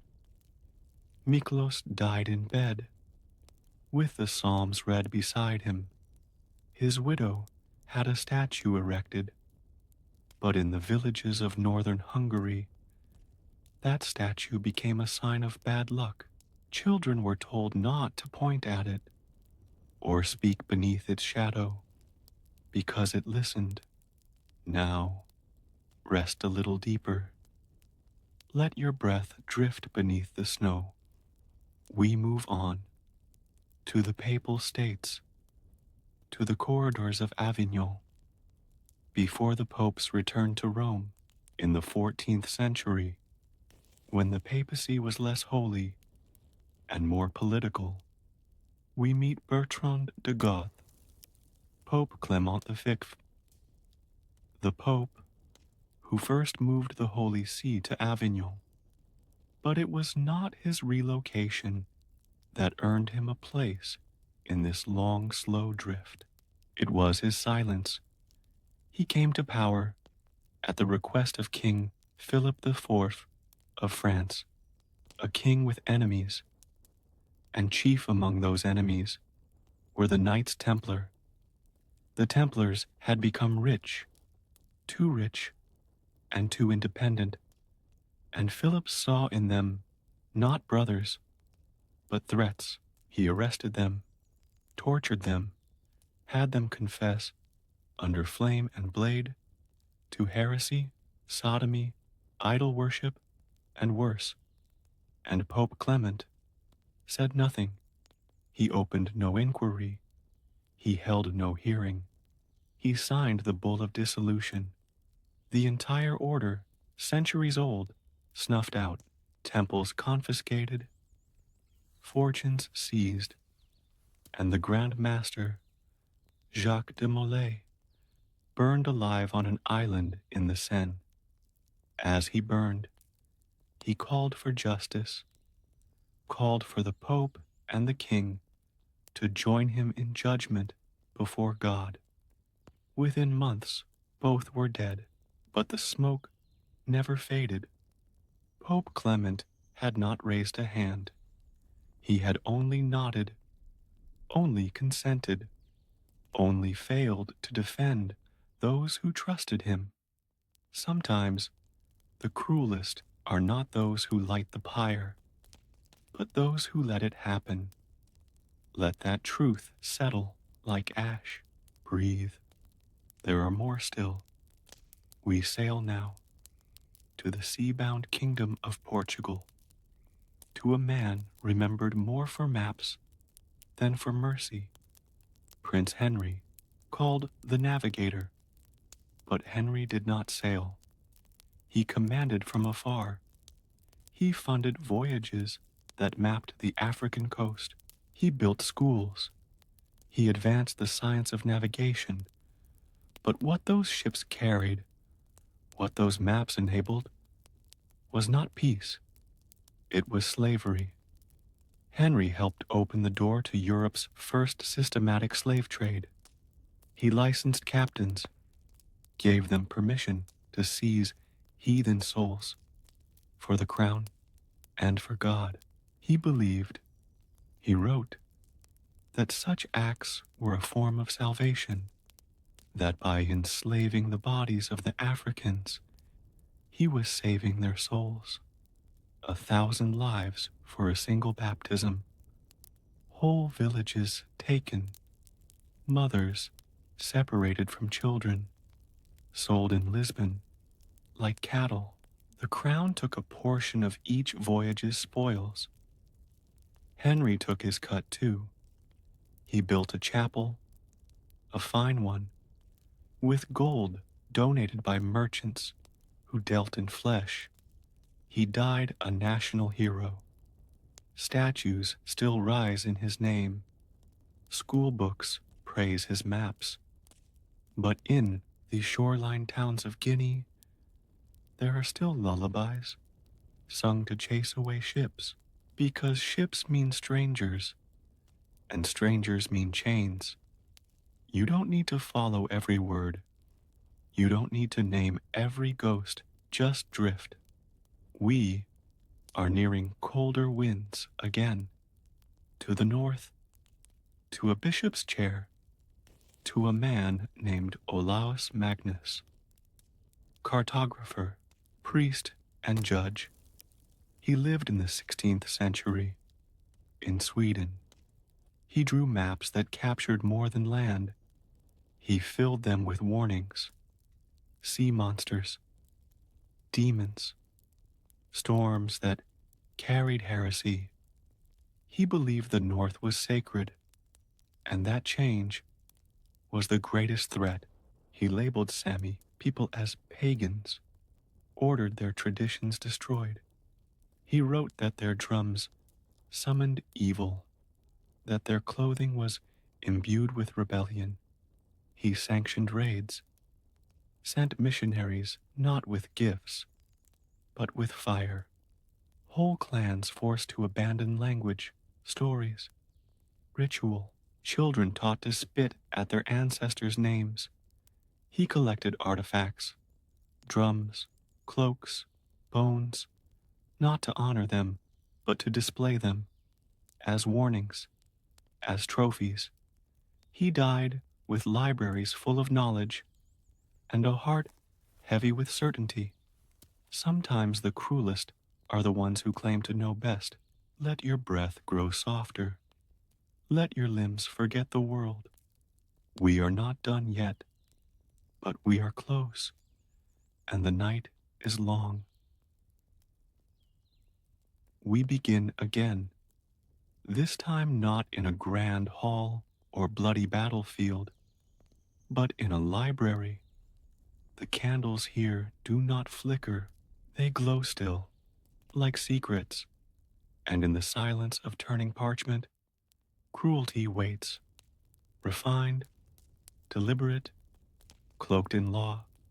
Let us walk now into the heart of Bologna, the 13th century, a time of scholars, of scrolls and Latin, of men who wrote codes, not poems. There, in the university, sat a man named Guido de Susara, a jurist, a legalist, and something colder. He helped compile and interpret canon law, the sprawling system that governed everything from heresy to land ownership to the fate of unborn children. He wasn't a bishop, he wasn't a warrior, but he shaped how punishment was justified. He wrote that the law must be hard enough to correct, but soft enough not to fracture. And yet, in his interpretations, he ensured fractures. He ruled that blasphemy could be punished by branding, that women who seduced priests could be disfigured, that peasants accused of theft could be buried up to the neck until confession came, or until silence won. He advised the Pope on the legality of torture, stating that the body may be tested so long as the soul remains intact. He approved methods, thumbscrews, strappado, water punishment. He recorded these with precision, noting their effectiveness in various climates and regions. He even categorized resistance, trembling but silent, screaming but unwilling, weeping and cooperative. He did not invent torture, but he gave it paperwork. He gave it reason. He gave it a place on the shelf between psalms and property law. Guido died with ink-stained hands, his manuscripts copied for centuries. Some still survive in museums, in vaults. In the margins, scholars once scribbled notes. Now, the pages are quiet. Let them close. Let the wax seal the page. Let us move on, south now, to Naples, to a queen who walked with veils and thorns.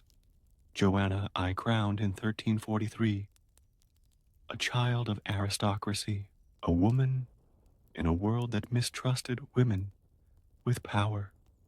And so She made power her armor, her revenge. When her husband, Andrew of Hungary, grew too bold, too visible, too hungry for the throne, he was found dead, hung from a balcony by his own hunting sash. Joanna claimed innocence, wept before her court, blamed conspirators, but her voice did not tremble. And when his relatives demanded justice, she turned the walls of Naples into fire. She executed dozens, servants, guards, noblemen.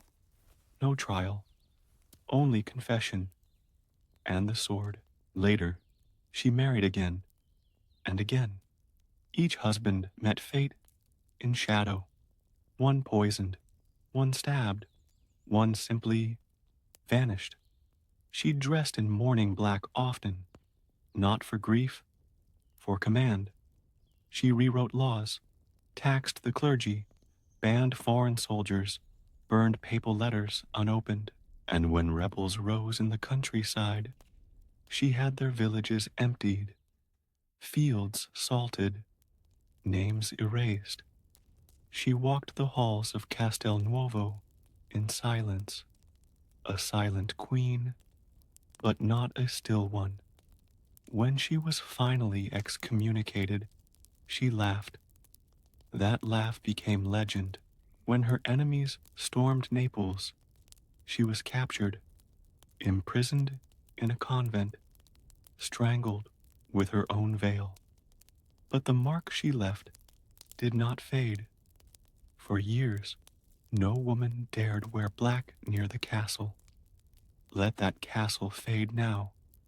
Let its stones forget. We drift north again, to Bruges, to the lowlands, to a merchant's son named Peter van Heemstede. You won't find his statue, but his shadow sits behind hundreds of ruined lives. He rose as a tax collector, then a judge, then an enforcer. Under the Duke of Burgundy, he was tasked with rooting out corruption, a word that meant anything the Duke did not control. Peter did not fight with soldiers. He fought with ink. He issued fines so high that families sold daughters into service. He changed tolls without notice. He taxed candles, and then taxed the wax used to make them.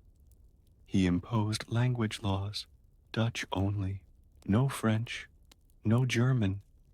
He claimed this was for unity, but what he really sought was obedience. Anyone who objected, blacklisted, land seized, neighbors threatened. One baker who spoke against him had his ovens broken with hammers, his grain taken, his youngest son conscripted. Peter had no uniform. He wore brown coats, plain gloves. He was known for his silence. He didn't raise his voice, but every town hall that received his signature learned that silence could sting deeper than any blade. He died of fever, but his ledgers lived on. For years, new officials used his rules, and people continued to fear the quiet knock at the door. Breathe slowly. The knock has passed. We move again, to the east, to the city of Krakow, where winter never quite leaves, where scholars debated stars, while fires crackled outside the windows. There lived a man named Casimir the Watchful, a bishop, respected, disciplined, terrifying. He believed sin began in thought, and so he tried to read minds. He trained priests to observe posture, speech rhythm, eye movement. He believed sinners walked differently, that guilt changed breath. He recruited children as informants, offered wafers for confession, not their own, but their parents'. He banned private prayer. All prayer must be spoken aloud in the presence of witnesses. He installed confession boxes in marketplaces. People lined up or were summoned, and if your confession didn't match what others had said about you, you were held, sometimes days, sometimes longer, in narrow rooms beneath the bishop's quarters. One woman confessed to envy. She never returned. Another denied all wrongdoing. Her child was taken instead. Casimir was called the lantern of the diocese because he never let darkness hide anything, even dreams. He died during Mass, collapsed mid-chant. His tomb lies beneath the cathedral. Visitors often report chills, even in summer. Let that chill settle now. Let the stones grow still. We move once more to the wildness of Scotland, where the mountains swallow sound, and the mist carries stories too old for writing.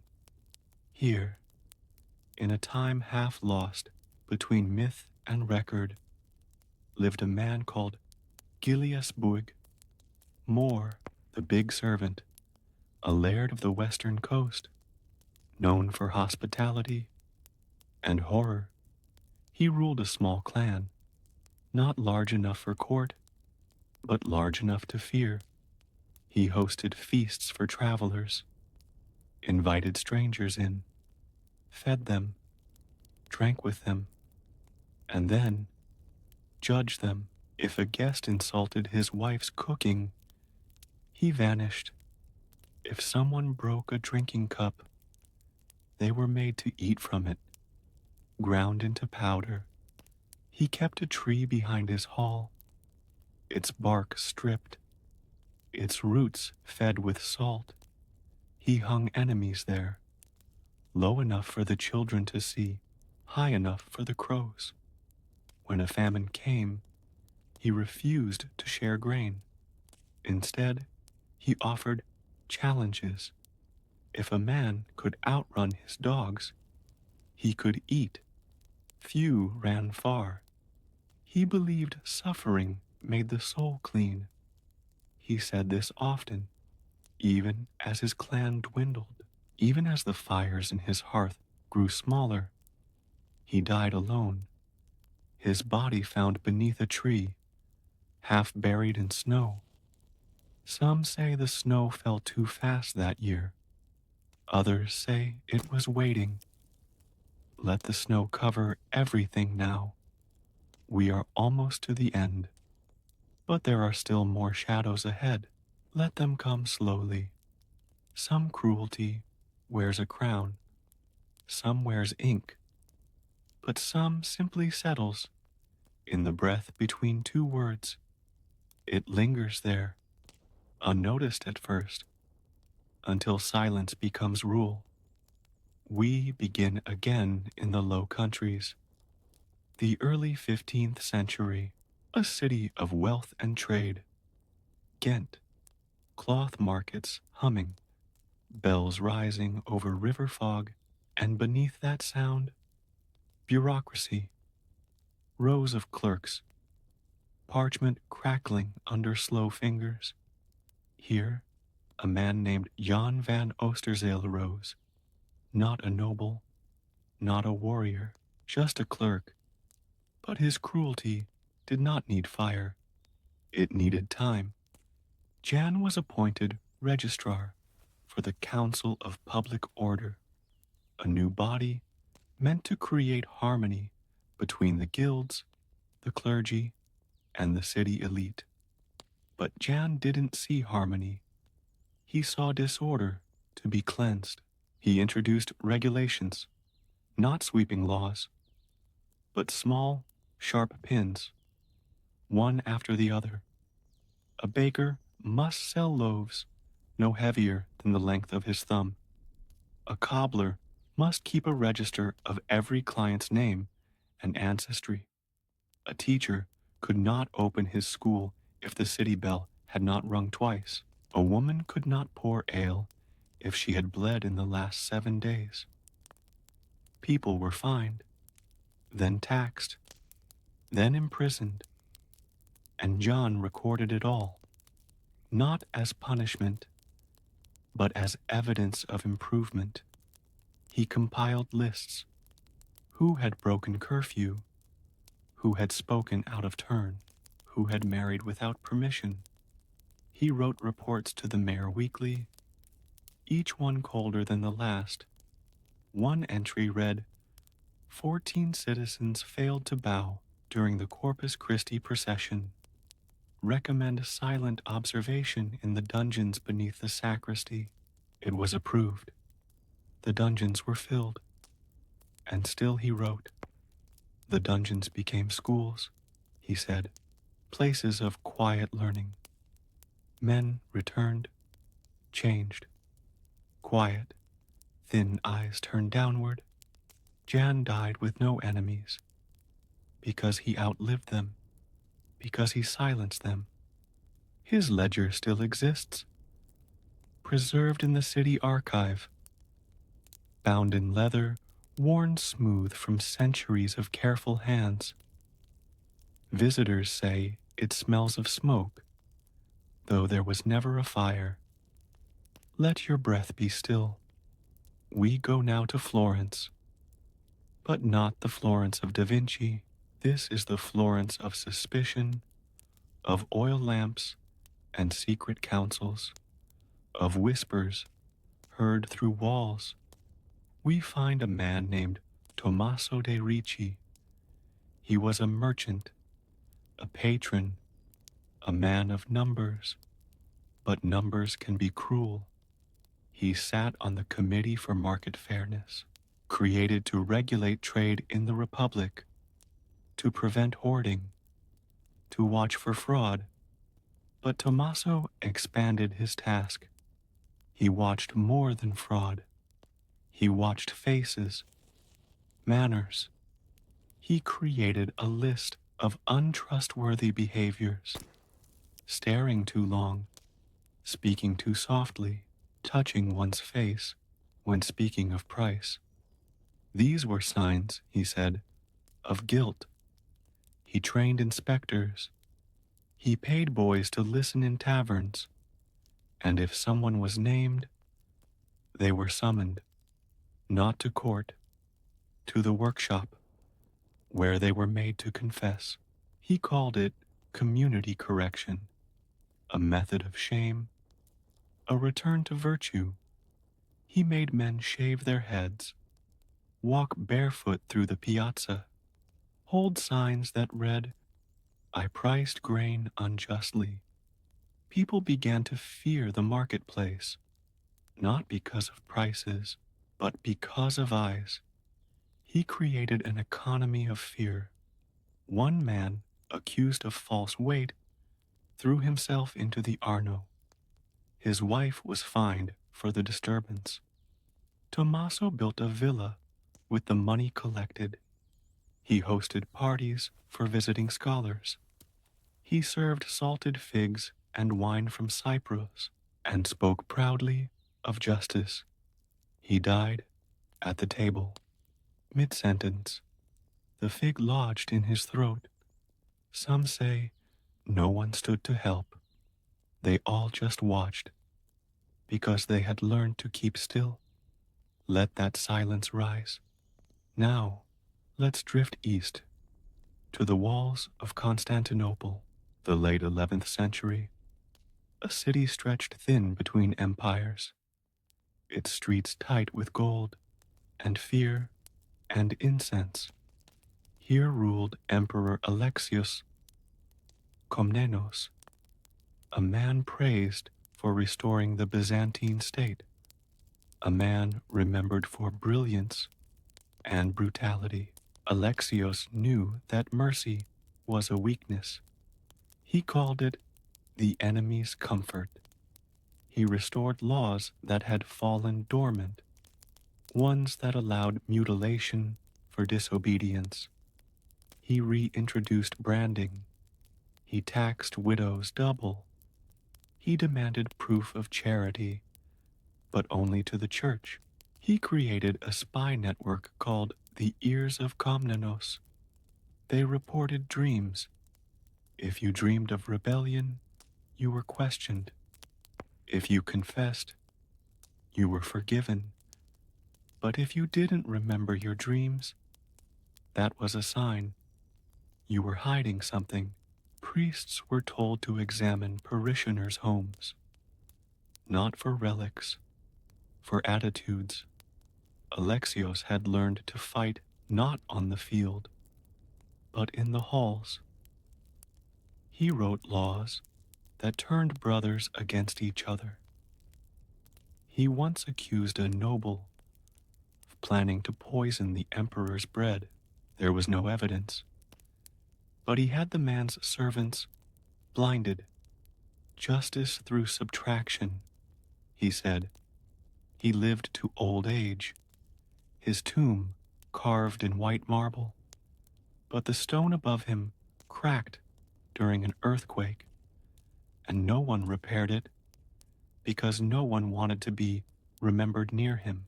Let your thoughts soften. There are no kings here, only shadows. We drift now into England, to a man who wore no title, no armor, just a black robe and a ring. Sir Geoffrey Langton, a judge under King Edward III in the late 14th century. He traveled from shire to shire, holding court, passing judgment. He was called the Quiet Gavel because he rarely spoke above a whisper. But when he passed sentence, there was no appeal. He introduced a system of trial by ledger. If the evidence was unclear, he'd consult the accused's history, and if they had once stolen an apple, or spoken against a priest, or married without banns announced, he ruled them guilty. He said, "A man's path is written long before he reaches the gallows." He sentenced more people to death than any other judge in his era, including children. A boy of 11, caught stealing a silver spoon, was hanged under Geoffrey's word. He said, "If we wait, he will steal something larger." He believed in pruning. That society was a garden. That rot must be cut before it spread. He refused bribes, refused praise, refused mercy. He died in bed, holding his father's Bible. It said the pages were stuck together. At Proverbs, all the verses about punishment. Let your chest rise and fall. We are not yet done. There is still more fog, still more footsteps behind the curtain of time. We drift now to the frozen reaches of Novgorod, northern Rus, 3rd century. Here ruled a governor appointed by Kiev, Vasily of the Stone, a name earned for silence. He did not debate. He declared. He ordered the bells of Novgorod silenced. He said their sound stirred unrest. He outlawed public laughter. He said it weakened resolve. He built a hall of records that had no windows, where scribes copied down denunciations. He paid farmers to report neighbors. He cut off the tongue of a priest who refused to name a heretic. He created a punishment called the silence. Prisoners placed in a chamber underground. No food, no light, just absence. If they survived, they were allowed to return, but none spoke again. Some say their voices were taken. Others say they had simply forgotten how to make sound. Vasily vanished in the snow. One winter, his sleigh never arrived. Some say wolves, others say the silence finally took him, but no search was sent, because silence was what he had taught them. Let that silence reach you now. Let it soften your mind, your eyes. Let it carry you toward the edge of sleep. We will continue soon. There are still cruel shadows waiting. Some cruelty looks like war, some like silence, but sometimes it wears devotion like a mask. And behind the stained glass and the robes of ceremony, there are hands that never tremble, even when they command the ruin of lives. We begin again in France, the mid-13th century, in the city of Toulouse, where stone towers scrape, a sky long forgotten, and marketplaces hum with old spices and older debts. This was the heartland of the Cathars, a people of quiet belief, of dualism, of a faith the church called heresy. And there, at the edge of holy intolerance, stood a man named Guillaume Arnaud. He was an inquisitor, a Dominican friar, sharp of tongue, trim of beard, soft in voice, and hard in everything else. He believed that salvation could only be found through total control, not of the body, not of the will, but of the soul. And he believed most souls were broken. He traveled the Languedoc, not with preachers, but with scribes and soldiers. He asked questions not once, but 100 times, in rooms without windows. He wrote confession manuals that detailed how to extract truth by mercy or by necessity. He categorized suspects. Level 1, suspected heretic. Level 2, heretic who repents. Level 3, heretic who lies about repentance. Each level had a punishment. He devised punishments not to kill, but to teach. Stocks that bent the knees backwards, boots filled with water and tightened until bone cracked, fasting cages, public scourgings timed to the bells of matins. He published lists of names in town squares, children whose parents had been questioned, merchants who sold bread to the wrong neighbors, midwives accused of whispering prayers not found in Rome. The people learned to forget. They forgot who their neighbors were, forgot how to speak without fear, forgot how to pray without permission. Guillaume wrote that forgetting was the first step toward purification. When he died, poisoned, some say, by his own assistants, his tomb was guarded for weeks, not to honor him, but to keep it from being desecrated. Yet no one approached, because no one wanted to be seen remembering. Let that memory fall now. Let your breath slow. We move on to the German states, to the city of Nuremberg. In the early 15th century, a place of order and trade and clocks that never ran behind. And in the city council sat a man named Friedrich Holtz, a guildmaster's son, a city elder, and an inventor, not of tools, but of rules. He saw the chaos of life and decided to map it. He believed that every behavior, every word, every breath could be regulated. He wrote the Ordinance of Precision, a document over 700 clauses long. It governed how wide a shop door could be, how many loaves a baker could show at once what color wool was allowed on which days. He assigned numerical values to sins: lying, 5 florins; laziness, 8; mocking authority, 15; and a branding on the wrist. He enforced these laws not with guards, but with his students, apprentices trained to observe, to memorize, to report. He called them the watchful, young boys mostly, eager to serve. He sent them into churches, into homes, into bathhouses. They listened, they watched, they never spoke. One boy reported his mother for sweeping on the Sabbath. She was fined. He was praised. He built a tower for the watchful. It had no windows, only slits from which they could observe the square. One man shouted during a rainstorm, cursing the clouds.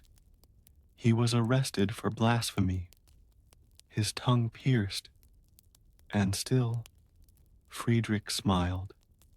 He said the city had never been cleaner, never been quieter. He died at 72.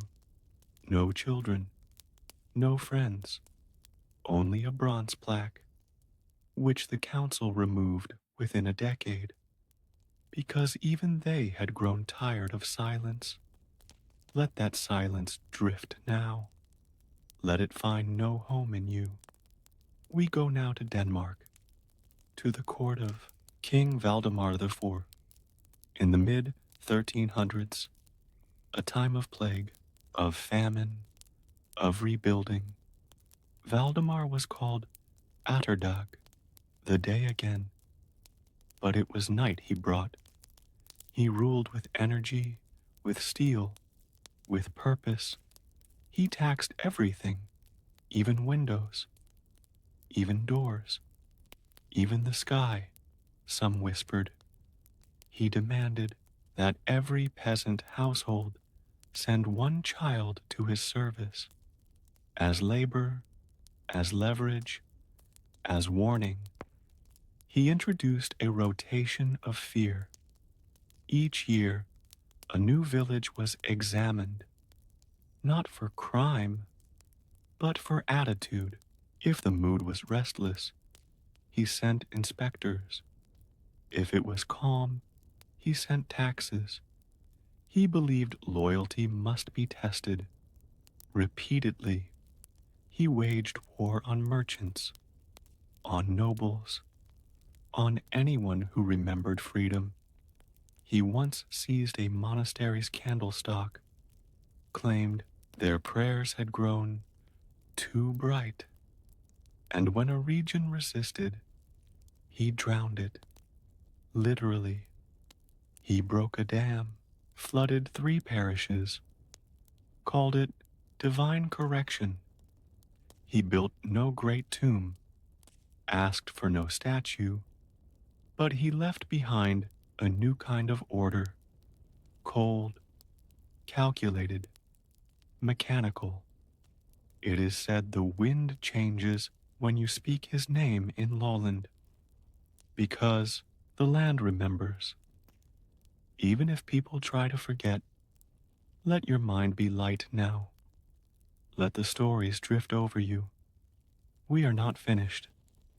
There is more dusk to walk through, to walk together.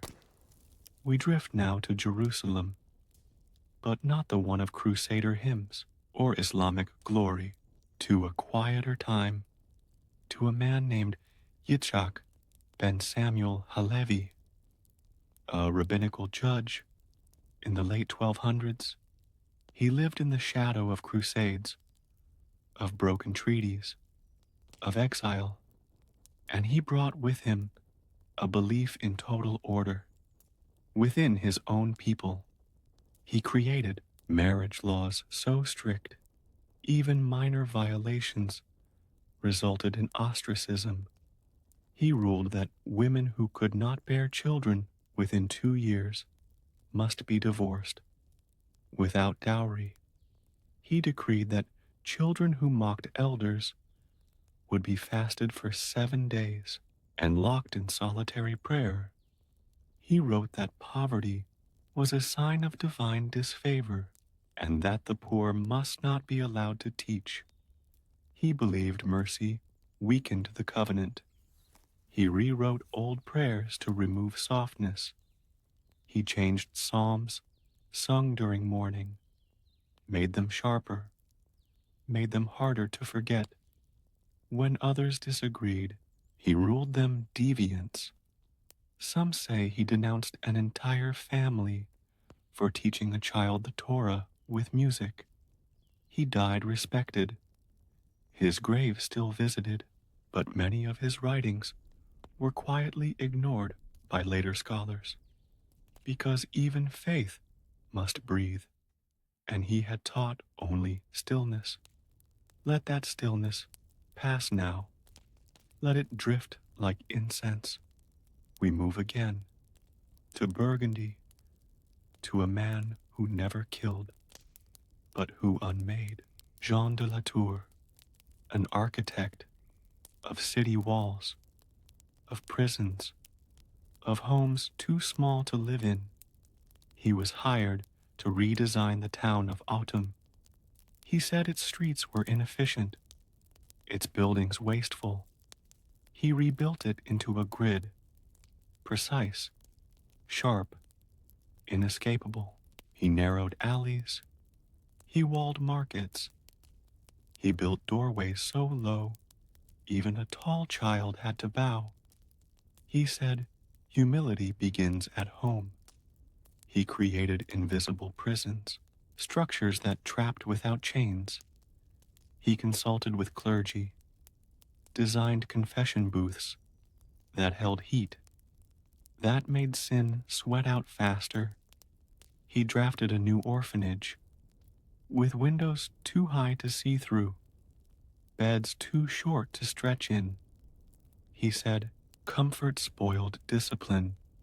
He built a gallows with polished oak. It looked like a statue until it wasn't. He died before the project finished, but the city remained, and in autumn, people still speak of the man who built regret. They say his blueprints are cursed, that homes he designed are always cold, even in summer, even in fire. Let that cold settle now, not in you, but around you, a blanket of hush. There are still cruel names whispering through the ruins. We are still walking, and so we come to a forest, not a castle, not a throne, just a stretch of woods near the edges of old Lithuania, where the earth turns black in winter and the pines breathe quietly. Here lived a man without records, his name found only in fragments. Jurgis the steward, a minor noble in the service of a minor duke. He had no land of his own, only authority. He was assigned to oversee the peasants of 5 villages, to ensure they met their grain quotas, paid their taxes, obeyed their priests. But Jurgis believed authority was not given, it was taken. So he made his own rules. He taxed silence. If a family did not greet him in the field, they owed eggs. If a child cried when he passed, the family paid in salt. He assigned a score to each household. Disobedience earned points. Points earned punishment. He crafted a cage from bent birch and iron nails, not to imprison, but to encourage reflection. He forced couples to sleep there when he heard rumors of quarrels. He built gallows, but not to hang. He used them to suspend baskets of meat during feast days. just out of reach of the starving. He said temptation built character. He allowed his hounds to eat before the elderly. He had no wife, no family, only two servants who did not speak, one blind, one deaf. He said this prevented gossip. 1 year, during famine, he demanded every family contribute something to a new chapel. He said sacrifice would bring rain. They gave coins, cloth. One gave a wooden doll, carved by her son. Jurgis burned it. Said idols brought plague. That child vanished a week later, and no one asked, because asking was expensive. He died of infection, a wound from a thorn, left untreated. His grave was dug beside the chapel he never finished. No marker, just stones. Villagers never walked that way again. They said the birds stopped singing there. Let that silence rise. Let it press against nothing. Let the cruelty dissolve. No, names remain forever. No pain is permanent. Only breath. Only quiet. And somewhere, beyond all of this, the fog still rolls in. It does not end. It only drifts. And so we drift with it. Good night.